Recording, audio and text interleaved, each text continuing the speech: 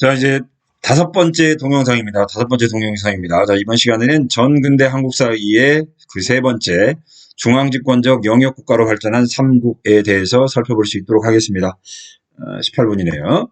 자, 먼저 동영상 있는데요. 저번 시간과 마찬가지로 동영상은 약 5분 이상 정도 소요되는 것이기 때문에 우리 친구들이 개인적으로 학습할 수 있도록 그렇게 부탁 좀 드리도록 하겠습니다. 자, 학습 목표입니다.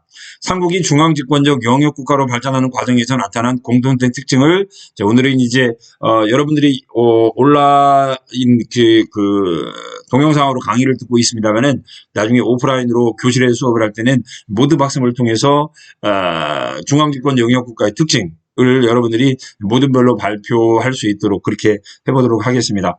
자, 꼭 학습 목표에 유의하면서 몇 시간이 동영상 내용을 시청할 수 있도록 해주시기 바랍니다.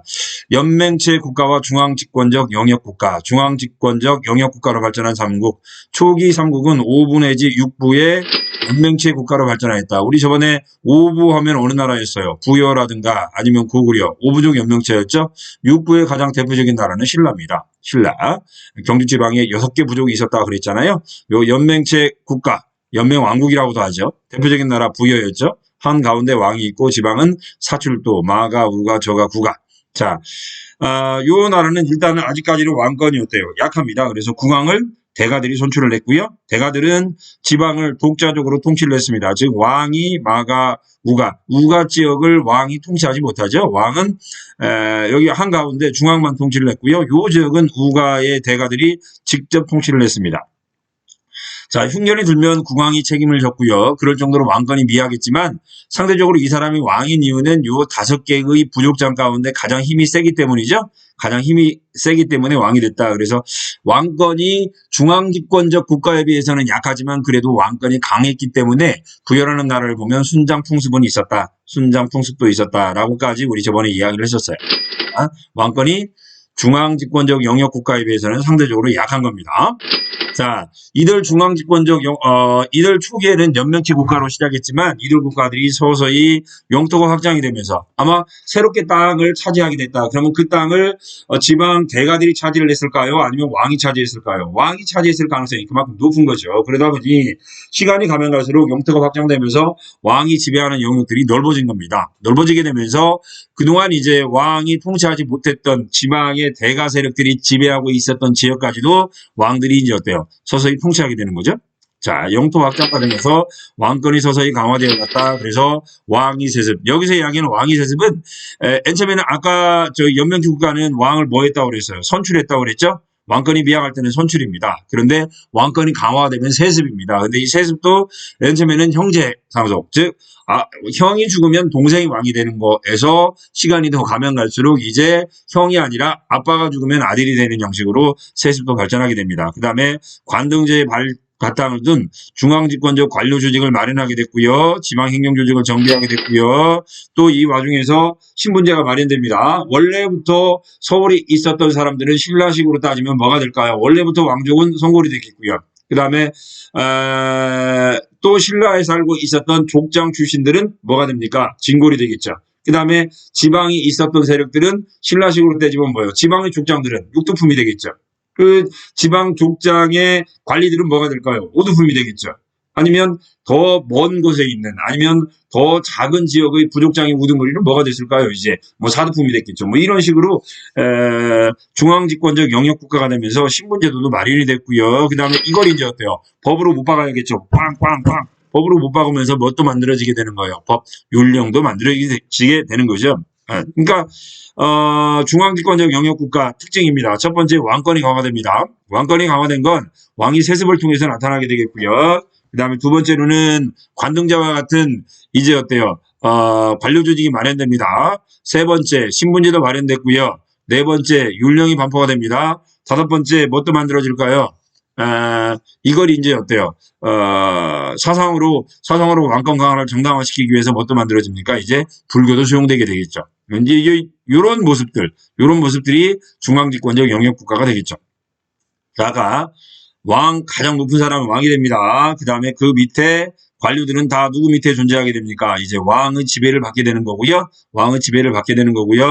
그 다음에 왕의 지배를 받게 갖게 된 신하들을 어때요? 이제 서열을 만들어주게 해줬죠. 서열을 만들면서 백제는 16개로 서열을 만들었고요. 그 다음에 고구려는 10개로 서열을 만들었고요. 신라는 나중에 몇 개로 만듭니까? 17개로 만듭니다. 17개로 만들어지는 뭣도 만들어져요? 관등제가 만들어져요. 이 관등제가 존재한다는 이야기는 그만큼 이제 왕권이 강화되었다, 중앙집권적 영국가로 발전하게 되었다를 상징하는 겁니다. 자, 귀족회의. 왕권이 강하긴 했지만 아직까지는 왕이 모든 걸 다 한 건 아니었어요. 그래서 국가의 중대사를 결정하는 회의가 있었습니다. 고구려는 제가회의, 백제는 정사회의, 신라는 화백회의가 있었죠. 우리 교과서에서는 이야기를 하고 있지 않습니다만은 신라 화백회의 우두머리가 누굽니까? 귀족회의의 우두머리 상대등이죠. 상대등. 혹시 이제 모르니까 여러분 써놔보세요. 상대등이었고요. 그 다음에 또 우리 중학교 때 배운 거니까 이 화백회의 원칙은 뭐였어요? 만장일치 원칙이었죠. 고구려나 백제도 구체적인 기록은 없습니다만은 이것과 거의 비슷했을 거다라고 우리가 생각을 할 수 있어요. 아까 이야기한 대로 상대등, 그 다음에 만장일치까지 같이 정리합니다.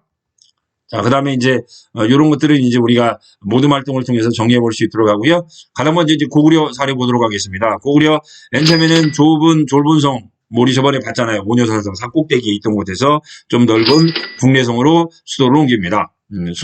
국내성으로 유리왕 때 수도를 옮겼었고요. 그러다가 이제 고구려가 이제 본격적으로 발전의 토대를 만든 건 요 태조왕 때입니다. 태조왕 때 옥저를 복속했고요. 폐쇄적인 지역이다 보니까 발전에 좀 한계가 있었다라고 말씀드렸죠. 한 9년을 공격을 합니다. 그 다음에 이때부터 누가 왕위를 독점합니까? 게르부 고씨가 왕위를 독점하면서 이제 돌아가면서 왕을 할 때에 비해서 어느 한 부족이 왕위를 독점을 하다 보니까 그만큼 왕권이 강화되었다라고 이야기를 하는 거고요. 고국천왕 때, 고국천왕 오부의 지배 세력을 이제 중앙귀족으로 편입시켰다. 중앙귀족으로 오부의 세력을 중앙귀족으로 편입시켰다는 이야기는 그만큼 왕권이었대요. 강화된 걸 이야기를 하죠. 그 다음에 고국천왕 때 고구려는 많은 일이 벌어집니다. 요거 이제 우리 경제에서 배울지 모르겠어요. 춘대춘합의 진대법이 만들어졌다. 그 다음에 왕위가 형제 세습에서 이제 뭘로 발전했다? 부자상속으로 발전했다. 왕권이 그만큼 강해진 겁니다. 그 다음에 아까 오부의 지배 세력이 중앙귀족으로 편입됐다고 그랬는데 전통적인 고구려의 오부 명칭 계루부, 소로부, 연루부, 전노부, 순노부였죠. 이게 중부, 동부, 서부, 남부 즉 행정구역의 명칭으로 바뀝니다. 행정구역으로 명칭으로 바뀌었다는 이야기는 그만큼 뭡니까? 고국천왕 때 왕권이 강화된 걸 의미합니다. 그 다음에 미천왕. 자, 한 사군 가운데 하나였던 낙랑군을 축출함으로써 대릉광역을 확보했다. 요건 이제 말은 많지만 일단 교과서에 있는 내용 그대로 할 수 있도록 하겠습니다. 그래서 중국 세력을 축출할 정도로 고구려 미천왕 때 왕권이 강화되었고요. 고구려왕 때 왕권 강화를 시도를 했습니다만은 백제 근초고왕은 공격을 받아서 전사하고 맙니다. 그래서 이때 고구려가 상당한 위기에 놓이게 되죠. 이 위기를 극복한 왕이 누굽니까? 소스림왕입니다. 소스림왕. 그래서 중앙교육기관 태학을 설립했고요. 아까 율령 반포했고요. 불교를 조용하면서 국가 통치 체제를 정비를 했고 소스림왕 다음에 왕이 된 게 고우왕, 양왕 그 다음에 누굽니까? 광개토 태왕이죠. 그래서 광개토 태왕 때 고구려가 영토를 크게 확장할 수 있었던 것은 소스림왕의 이러한 어때요? 중앙집권 체제의 정비 내용이 있었기 때문에 강했다라고 이야기를 하는 거고요. 자, 그다음 백제입니다. 백제. 한강 유역을 중심으로 가장 먼저 발전한 나라가 백제입니다. 이제 어떻게 보면 고구려에 비해서 중앙집권 체제를 가장 먼저 만든 나라 고구려가 아니라 뭐다? 백제라고 이야기를 하죠. 성립법입니다. 부여와 고구려의 유의민. 아무래도 이제 부여 고구려까지 나오는 이유는 백제를 세운 사람이 누구기 때문에 고구려의 얘를 뭡니까? 개국한, 건국한 누구? 주몽의 양아들 온조로 하고 하는 거기 때문에 그 이야기가 나오는 거고요. 그 다음에 한강 유역의 토착 세력과 연합을 했다. 그 다음에 만의 소국 가운데 하나로 출발했지만 만 전체를 지배하면서 이제 어때요? 이제 백제가 성장하게 되었다라고 보는 거고요.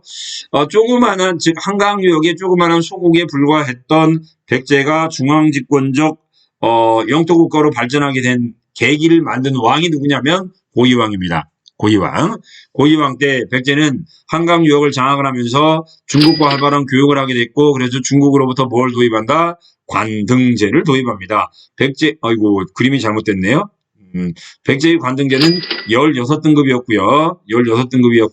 그 다음에 관복을 제정합니다. 잠깐만요. 잘못된 거 바로 잡아야겠죠? 15쪽. 15쪽. 좀 시간이 걸리더라도 바로 잡고 가볼 수 있도록 하겠습니다.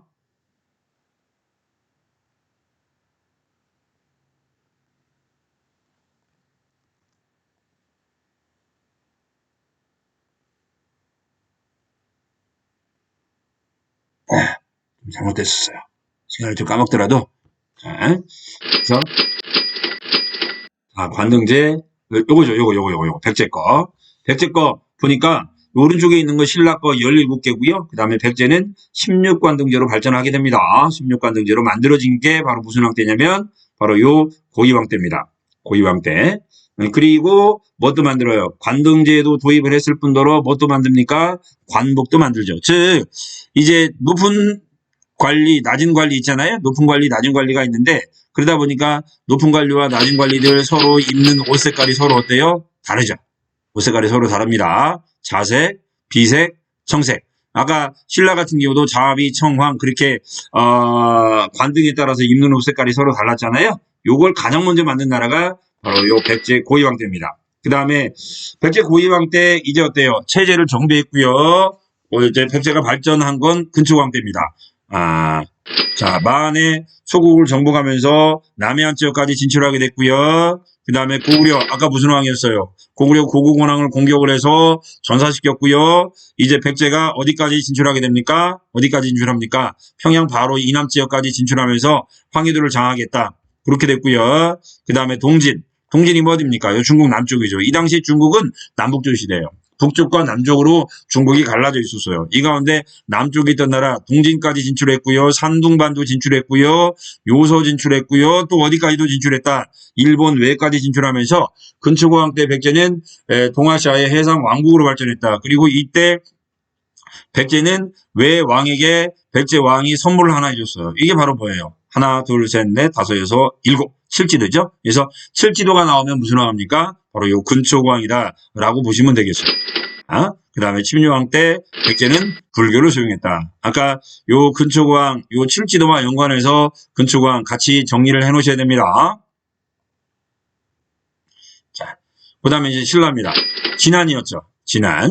그 다음에 박씨, 석씨, 김씨가 돌아가면서 왕이 됩니다. 박역거세, 석탈해, 기말지. 그렇게 순서가 됐죠?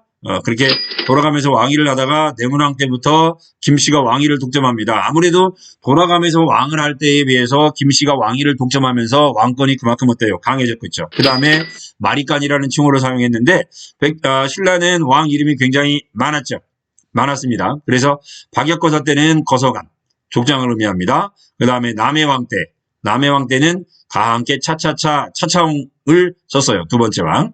그 다음에 석탈해. 유리 이사금. 세 번째 임금, 유리 이사금 때는 이사금이라는 용어를 썼죠. 유리왕 때는. 이사금은 오늘날 임금이라는 단어가 됩니다. 연장자라는 뜻을 가지고 있고요. 그러다가 이제 어때요? 내문왕 때부터 마리간, 대족장이라는 의미의 마리간이라는 칭호를 사용했고요. 내문왕은 고구려 광개토대왕의 지원을 받습니다.